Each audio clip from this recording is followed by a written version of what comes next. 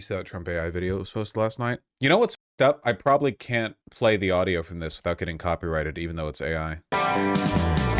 It's the lyrics are edited, but it's similar enough. Look, it's vote as the Reaper. See, now their time has come. Here the power's gone. Russ vote as the Reaper. Russ vote as the Reaper. He wields the pen. Oh, I don't actually know the. Here comes the Reaper. Yeah. Don't know how much I can replicate the fake lyrics. Doesn't know how the song goes. Well, I'm trying to. I don't remember how much it got edited because of the AI. It's a classic song, okay?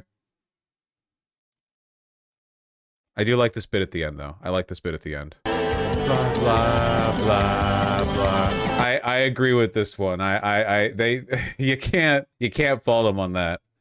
And then, of course, Dilly 300 meme team. Thank you, Mr. President of the United States of America, for sharing. I'm sure Dilly 300 is ecstatic. I know, True Cruel.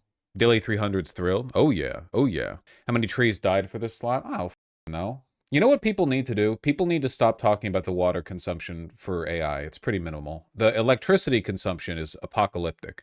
I'm just saying you got to focus on, like, the thing that matters, right? Everyone talks about the water. It's just like the alfalfa farming, the way we use up the water rights to the Colorado River takes like 8 orders of magnitude more water for no reason away. It's the power that's the issue. Isn't like 40% of Oregon's power supply going to AI right now? Isn't the open AI facility they're building going to be the equivalent of New York City and San Diego's power consumption combined? New York City and San Diego. That's insane. New York City probably on its own has more power consumption than most countries just for a single facility. Yeah, for that big like mega plant they're building, the one that's like the size of a city or whatever. Just giant boxes built to waste electricity. As someone in electric and water utilities, the power generation projections are insane. Forecast over the next 5 to 10 years, triple power generation here needed due to this.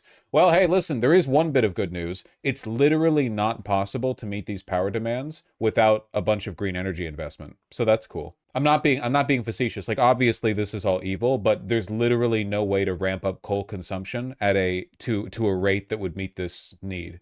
So we're actually going to like force our hand. They're going to go nuclear. They have to go everything. It can't just be nuclear. These AI plants are coming online faster than nuclear power plants can. We're going to have to like massively expand green energy projects, which is why, by the way, they canceled green energy federal investments in blue states, but not in red states. They want all the facilities to be built in Texas or whatever. Isn't Microsoft trying to reopen the 3 Mile plant? Yeah, which I'm fine with. Just, bad reason to be doing it. Yeah, it's going to be like a lot of solar. So they're trying to do artificial wealth redistribution just from blue states to red states? Well, they're trying to give favorable jobs projects to the red states. You can't actually have long-term wealth redistribution like that, though, because in the long run, if you make a red state a tech hub, you attract educated people, and then it becomes a blue state. So it's like it's been a while since the shift has really happened, but to an extent we've seen this in Texas. Like Texas probably would have gone to Biden were it not for extremely aggressive election meddling from their dictatorial state government back in 2020. Virginia used to be a solid red state. Yeah, but Richmond is a thriving, productive city. So you attract educated people, and invariably it becomes a blue state. Same with Atlanta and Georgia. Are there any other examples of states that have been seeing like a big population boom and like a lot of industry in their one big city that's turning them blue? Texas? Well, no. See, I said other, and I just mentioned Texas. New Mexico, I think to an extent. Miami. Well, Florida's shifting red, unfortunately. The broader pattern there is in the other direction. Georgia? I said, okay. So when I said any other states, that means states other than the ones I already mentioned. Chat, that's what that means. Sorry, I was switching tabs. I didn't hear you. Have mercy. Yeah. Everyone's got a damn excuse. White House published a list of enemies, and it's all just Democrats opposing ICE. Yeah, they did this a week ago. It's not new. Listen, their Nazi interns have to do something after all, right? Basically, everyone working media for the White House and for the executive branch is a Hitlerite. Did you see this one? It's The Future is Bright. Life after all criminal aliens are deported. And it's literally like a you know, VHS tape vaporwave thing, and it was made by a Nazi. You've got the Moon Man here, if you know, you know. They have the "this is what you were having sex with if you were a Greek warrior" or whatever. The girl that the Nazis love to post and say, like, POV, you are a Spartan warrior and your 15-year-old cowboy gives you a look from across the training ground or something. I don't know. That you understand the genre that you might not be online enough to. I might sound insane here. Wait, the moon guy is a Nazi thing? Yes, I don't. It's fine. Well, Nazism isn't fine. What does Mac Tonight have to do with Nazis? I can't help you with this one. I'm really sorry. Past the point, you just need to know the whole point is the dog whistle. Remember that analogy used at the start, lol? I'm the streamer. It's just unhinged bullshit every day. We'll see if they actually cut anything during the shutdown. But like, again, I kind of think they're full of it. You already could have cut people if you wanted. You already had that ability. You could do it a little more easily now. But like, whatever. It's not anyone stopping you. You're already rehiring people. I saw the ICE commercial they put out during the Chiefs game. It's so unhinged. Is it a new one? How new is it? Are they like debuting a new one? Is it the catch the worst of the worst one? ICE recruitment ad made to lure Denver police officer. Yeah, the whole point is to poach police officers, right?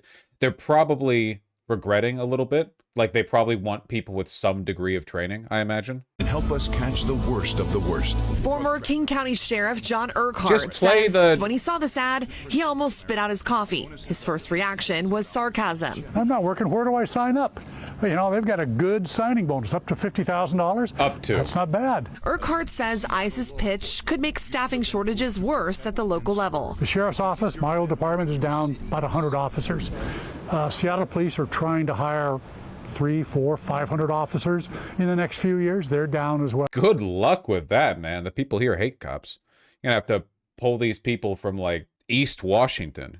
Last thing we need is more competition. And he's pushing back on the ad's message that federal immigration agents are the best way to fight crime. If you want to fight crime, become a community police officer. Serve in your community. This is actually probably a pretty good thing in the sense that it might build resentment between police leadership and ICE. Like, there are already police staffing shortages all over the country because nobody wants to be a cop.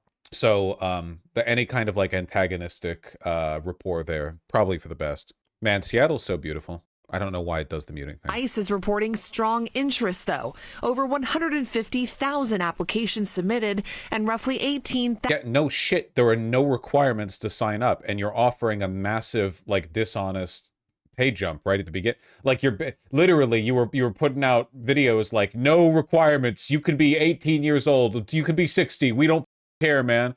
Do you guys see that video of the dipshit ICE officer who, while conducting an arrest, realized that he had dropped his gun, and then he like fell to the ground and scrambled to pick it up and then pointed it at the civilians there who weren't doing anything? Extended since President Trump began his second term. Washington state law bans local law enforcement from enforcing federal immigration laws unless tied to a criminal case. And SPD has previously said it only asks about immigration status when it's directly tied to a criminal case, like human trafficking. The worst thing that could happen to policing is for the immigrant community, and it doesn't matter whether they're documented or undocumented, is being afraid to contact the police because they think they're going to get deported. In Seattle, Madison Wade, King 5 News. Woke cop. There was also this one dude that they fired for throwing a random lady on the ground, but luckily he's back in service. Yeah, there's no standards here. Yeah, here we go. After his magazine ejected, the gun fell, magazine fell, everything's falling apart. I don't even know how that happens. Like, he's reaching on his outer hip for the gun, but somehow it fell through the holster rotated around. I don't even understand how dove for it. Okay, anyway, sorry. We were talking about the Reaper video. They're really keen on the Hakeem Jeffries in a sombrero thing. They've got it in this portrait here too. No sound? Again, the sound is copyright. It's AI, but it's close enough to Fear the Reaper that it's probably a problem. See, they got him in the... How did they settle on that? Like, why Hakeem Jeffries in a sombrero and mustache? It is pretty funny. Yeah, but like, why? He's brown? Yeah, but is he Mexican? Because I was black. I mean, I know there are black Latinos, but is he Latino? Because Jeffries reacted to it? Yeah, that's pretty much how it works, I suppose. No, Vosh, you're thinking of Dominicans? Don't make that joke. I don't know, man. We'll see if there are any actual cuts. Don't fear the Reaper. What a good song. I'm the first person to have that opinion. I know a lot of people are really cynical about the country right now, but this is something that I keep pointing out, and I want everyone to believe it, okay? The Republicans are incredibly incompetent. They will not hold power forever. There need to be people to inherit the future. We have a good candidate to do so. Her name is actually Afton Bain. Batman name right there. Jesus Christ. There are Mamdanis everywhere for those with the eyes to see. She's talked directly with PV. She's very thankful for the help. Just saying, she's doing well. She's leading in the primary race right now. Tennessee 7, not exactly a robust Democratic stronghold. If she wins the primary, she'll be up against a Republican who is more likely than her to win. However, one of the biggest myths that we really need to break is the idea that the way to win in red states and red districts is by running moderates. I've never believed that's how it works. You know, you need to run people who are distinct from the Democratic Party. Well, folks, don't you want to participate in what might potentially be the flipping of a red district blue, not only for a Democrat, but for a progressive Democrat that beats out the establishment candidates in the primary? I'm just saying, just sign up with PV, you know? She wants universal free school meals. I remember that. She's a Medicare for All fan. If we flip a House seat in a special election, nobody will have seen that coming. It would be nice not only because it would signal momentum before the midterms, but it would also be nice because it would signal that progressives are the people who need to be running in these districts, not moderate Democrats.